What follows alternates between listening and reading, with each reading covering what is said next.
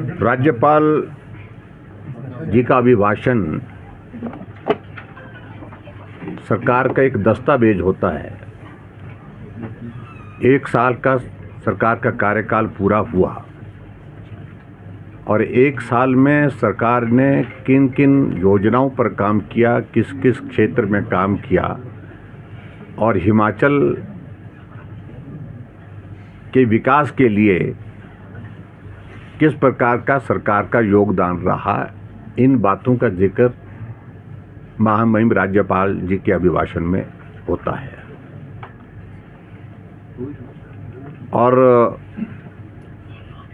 मैं इस विधानसभा में कई वर्षों से महामहिम राज्यपाल के अभिभाषण को सुनता आ रहा हूँ, लेकिन आज सचमुच में एक बहुत बड़ी निराशा हुई। राज्यपाल महोदय जी की तो एक व्यवस्था है, तो स्वाभाविक रूप से वो जो सरकार की ओर से अभिभाषण बन करके जाता है उसको वो पढ़ करके सुनाते हैं। 1 घंटे 5 मिनट का अभिभाषण और 1 साल की एक भी उपलब्धि उसमें जिक्र के रूप में नहीं आई है।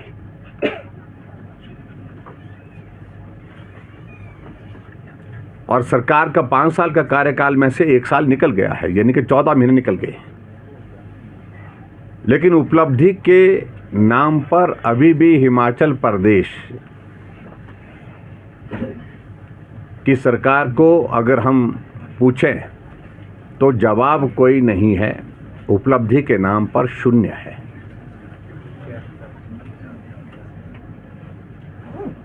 सत्ता में आने से पहले कांग्रेस की सरकार ने जो गारंटियां दी थी और जिसको कहा उनने राज्यपाल जी के अभिभाषण में कि उसको हमने अपना जो हमारा घोषणा पत्र है उसको हमने नीतिगत दस्तावेज के रूप में उसको स्वीकार किया है। लेकिन नीतिगत दस्तावेज के रूप में उसको स्वीकार किया है, उसमें आपने 1 साल के कार्यकाल में किया क्या है? 10 गारंटी दी थी, 10 गारंटी में से एक भी गारंटी पूरी नहीं हुई। अधिकांश गारंटियां जो है 1-2 गारंटियों के सिवाय कोई भी गारंटी का जिक्र ही मतलब छुआ तक नहीं है।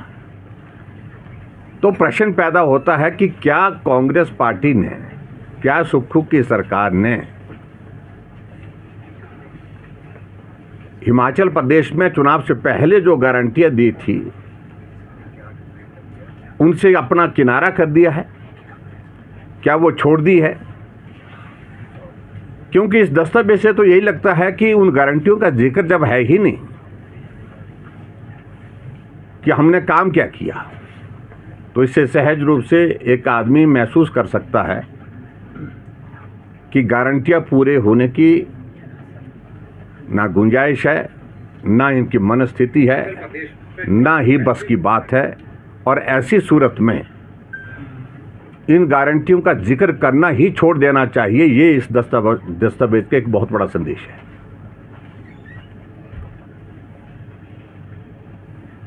जिक्र किया थोड़ा बहुत उन्होंने कि हरित क्रांति, हरित राज्य बनाने के लिए, लेकिन जमीनी हकीकत क्या है उसमें? इन्होंने कहा कि हम 5 कॉरिडोर जो ग्रीन कॉरिडोर जो हम बनाएंगे, लेकिन उसमें काम क्या हुआ इस बात का हम जिक्र जानना चाहते हैं। कहीं भी अभी तक जो है वो उस दृष्टि से जो ग्रीन कॉरिडोर बनाने की अगर बात की है, उसमें ज़मीनी हकीकत यह है कि अभी तक उसमें कुछ भी नहीं हुआ है।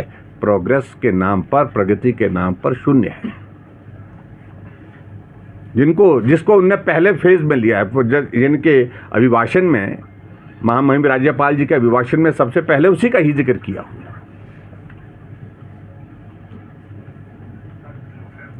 जिक्र करना एक बात है, लेकिन काम करना दूसरी बात है। और इसकी तुलना में अगर आप इस बात को देखेंगे कि हमने जब हमारी सरकार बनी थी, पहले साल के बजट में 30 योजनाएं हमने शुरू की थी और 30 की 30 योजनाएं दूसरे साल जब गवर्नर का एड्रेस था उसमें उनका जिक्र था। जिक्र नहीं तो उसमें प्रोग्रेस थी, योजना शुरू हो गई थी। और यहां एक भी योजना जिसका जिक्र किया हुआ उसमें से शुरू एक भी योजना नहीं हो पाई है। यह हकीकत है। अब मैं एक बात को सिलसिलेवार में अगर मैं बात कहूं, अब प्रश्न पैदा होता है कि सरकार ने कहा कि हम कर्मचारी हितैषी हैं, ओपीएस दिया, अच्छी बात है, उसमें हमें कोई आपत्ति नहीं है। हमने तो यही कहा था कि हम प्रयत्न करेंगे, लेकिन ओपीएस की परिस्थिति क्या है आज? ओपीएस में अब फाइल मूव हो चुकी है कि जो लास्ट पे ड्रॉन होती है उसकी 50% जो है वो पेंशन मिलती थी कर्मचारियों को ओपीएस के उस फॉर्मूले के मुताबिक, उसको पहले 40% करने की बात चली, अब उसको और नीचे 30% या 30 से भी 20% तक ले जाने की बात चल रही है।